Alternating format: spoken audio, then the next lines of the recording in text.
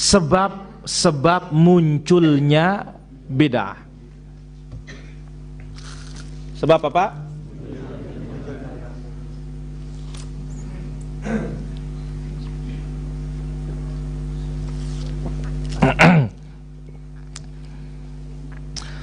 Banyak sebab munculnya bid'ah para jamaah. Namun kita cukupkan di sini, kita ambil hanya 10 saja. Di antara penyebab munculnya bid'ah yang pertama, jahil atau bodoh terhadap hukum-hukum agama. Ini memang penyakit nomor 1. Apa? Jahil. Ya. Maka sampai orang Arab mengatakan annas a'da ma jahilu. Manusia itu pasti akan memusuhi apa yang dia tidak ketahui. Ya, di antara kita niki mungkin dulu ada memusuhi sunnah nih, karena apa? Karena nggak tahu. Tapi setelah tahu, oh cinta, oh ternyata benar. Ternyata apa?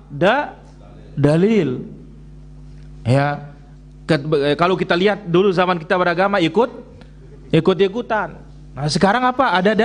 Ada dalil. Diajar kita baca buku, diajar kita baca kitab, diajar kita untuk berpikir kritis. Ya, tidak langsung amin. Ya. Baik, jahil ini paling besar ini para jamaah, penyakit paling utama ini.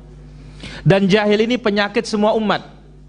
Maka lihat, sampai dikatakan oleh para ulama kita, kafa bil ilmi syarafa.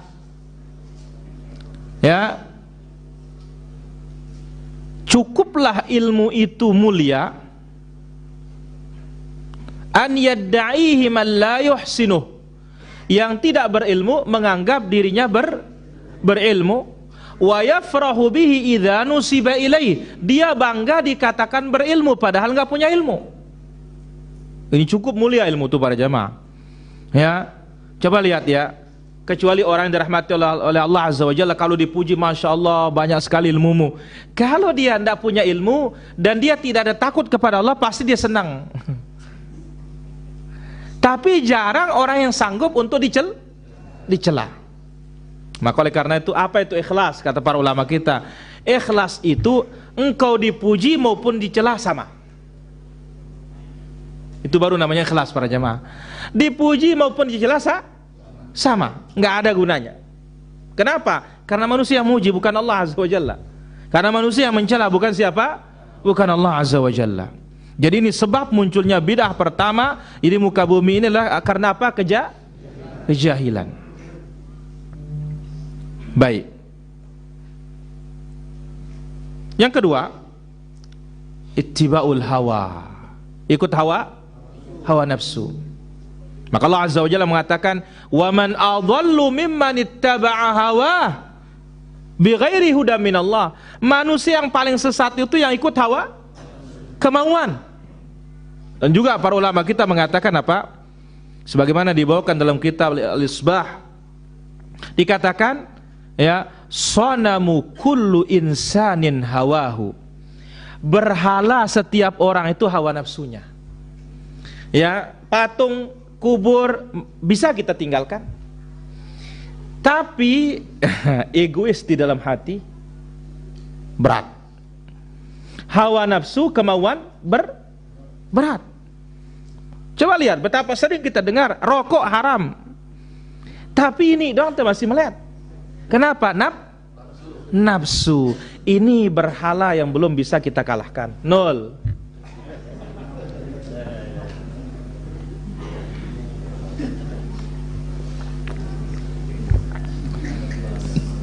Kenapa? Karena jelas dalil kan, kita tahu, kita dengar, kita paham, tapi melek saja kita ini, pengen terus ikut kemauan nurani ini, hati nurani, panggilan jiwa katanya.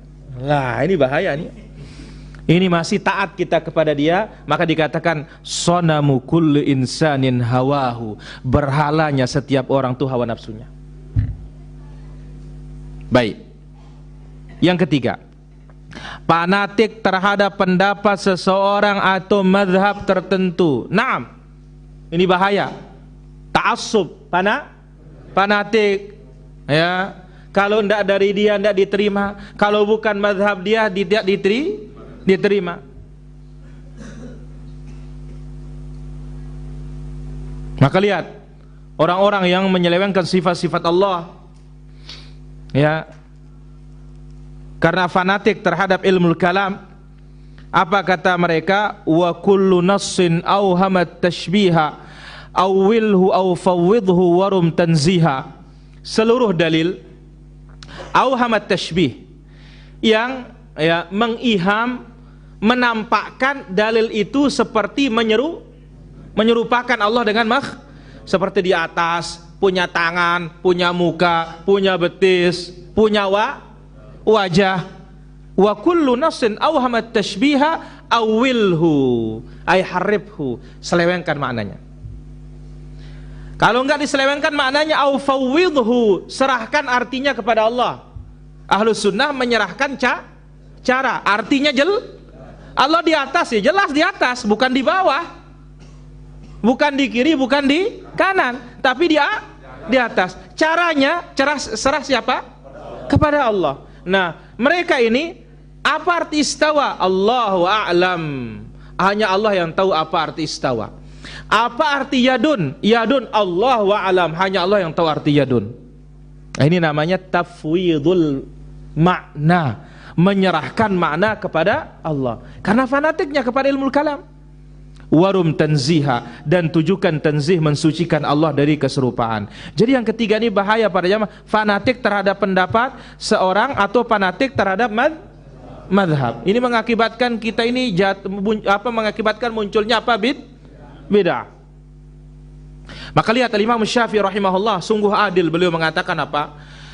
Ya, wa ma minna illa wa ta'azzubu anhu sunnatun an Rasulillah sallallahu alaihi wasallam. Setiap orang di antara kita, kata beliau, pasti ada sunnah Nabi itu yang ketinggalan. Pasti. Ini ulama yang ngomong begitu. Bapak lagi kita yang tidak ulama. Ya, mereka yang menghafal ilmu ini, qala Allah, qala Rasul, mereka hafal. Bagaimana Imam Syafi'i rahimahullah taala, Muwatta Imam Malik dah hanya dalam beberapa malam dihafal oleh beliau. Tapi apa kata beliau? Setiap orang di antara kita ini pasti ada sunnah Nabi yang kelolosan, ketinggalan, tidak kita hafal. Baik. Yang keempat, suka meniru-niru orang kafir, tasyabbuh. Ini benar nih para jamaah, betapa banyak muncul bidah dalam Islam ini gara-gara tasyabbuh. Menyerupai orang-orang kafir. Ya. Kemudian ambil contoh dalil yang paling nyata, kisah kaum Nabi Musa. Ya, ij'al lana ilahan kama lahum alihah. Buatkan kami Tuhan sebagaimana mereka punya Tuhan. Sahabat yang mencontoh, ya, Abu Waqid al-Laythi, lihat orang ada yang gantung senjatanya di pohon bidara, dia mengatakan, ya Rasulullah, buatkan kita tempat menggantung senjata juga. Maka ini hati-hati ini, ya, apalagi di zaman mudahnya segala informasi ini. Jadi suka meniru-niru orang kafir adalah sebab bid'ah. Dan hebatnya pada jamaah kita ya, yang ditiru oleh orang kafir itu selalu yang baik-baik. Aneh ya. Kalau kita niru orang kafir selalu yang jelek-jelek. Mana contoh? Ya. Orang kafir itu berbekam loh para jamaah. Mereka berbekam. Ya, dan mereka diam-diam. Ya. Kita contoh mereka ribut-ribut. La ilaha illallah. Baik. Yang keempat, cenderung pada perkara syubhat, yakni hal-hal yang tidak jelas status halal haramnya. Ya, ittiba'ul mutasyabih. Maka lihat apa kata Nabi sallallahu alaihi wasallam, "Idza ra'aital ladzina yattabi'una ma tasyabah." Kalau engkau lihat orang-orang yang mengikuti yang mutasyabih, yang samar, ya, yang multi tafsir, ya, maka apa kata Nabi sallallahu alaihi wasallam? Ulaikal ladzina sammahumullah fahdharuhum. Itulah yang disebut oleh Allah orang yang hatinya menyimpang dan suka buat fitnah. Fahdharuhum, waspada, kata Nabi sallallahu alaihi wasallam. Jangan ikuti mereka. Baik. Kemudian yang keenam, hanya berpegang pada akal. Dan ini adalah mazhabnya Mu'tazilah. Ya, mereka membenarkan atau menyalahkan bergantung kepada akal. Sampai muncul hadis palsu, ad-dinu aqlun. Agama ini apa? Akal. La dina liman la aqla lahu. Tidak ada agama bagi yang tidak punya akal, katanya. Ya, baik. Kemudian yang ketujuh, bergaul dengan orang-orang yang suka berbuat buruk dan ikut dalam obrolan mereka. Ini para jamaah. Ya, karena apa? Nabi SAW mengatakan, mathalul jalisis salih wa jalisis su'. Perumpamaan orang berteman duduk dengan berkawan dengan orang baik dengan berkawan dengan orang buruk seperti apa? Berteman dengan penjual minyak wangi atau berteman dengan pandai besi. Lebih jelas lagi apa kata Nabi SAW? Al-mar'u ala dini khalilih. Orang itu beragama tergantung teman. Banyak-banyak ini para jamaah. Hati-hati ini. Ya. Maka Ibn Abbas mengatakan, i'tabirun nasa bi akhdanihim. Hukumi orang itu dengan siapa kawannya. Kemudian juga mereka mengatakan, yatakatamu ahlul ahwa kulla syai', ya, illa suhbah. Ahli ahwa itu bisa menyembunyikan bid'ahnya kecuali kawan. Tidak bisa disembunyikan siapa kawannya. Maka Imam Malik rahimahullah mengatakan apa? At-tuyuru ala ashkaliha taqa. Burung itu akan hinggap ke sesama jenis. Nah, bangau kumpul dengan bangau. Maka sesuatu yang aneh, ahlus sunnah ngumpul terus dengan ahli bidah. Hati-hati nih para jamaah, kawan ini bahaya loh. Orang seperlunya nggak ada masalah, transaksi orang kafir pun boleh. Tapi ini loh, ya, di sini senang, di sana senang, di mana-mana hatiku senang. Masuk kandang kambing, mbak. Masuk kandang sapi, mak. Masuk kandang bebek, koyak. Bahaya nih. Ya. Baik, yang ke-8, diam dan menyembunyikan ilmu. Ini sebab munculnya bidah para jamaah. Maka alhamdulillah sekarang begitu kita mengenal sunnah ini terbuka kita. Kenapa? Ada yang ngasih tahu kita, ada yang berani menyuarakannya. Dulu ada orang yang paham sunnah para jamaah, tapi menyuarakan. Kenapa? Karena yang kita hadapi itu apa? Banjir bandang. Iya kan? Bayangkan, satu yang menyuarakan sunnah, 1000 yang menyuarakan bid'ah. Tapi ingat, janji Allah pasti benar. Wa qul ja'al haq wa zahaqal batil innal batila kana zahuqa. Pasti hancur kebatilan itu para jamaah. Jadi jangan diam.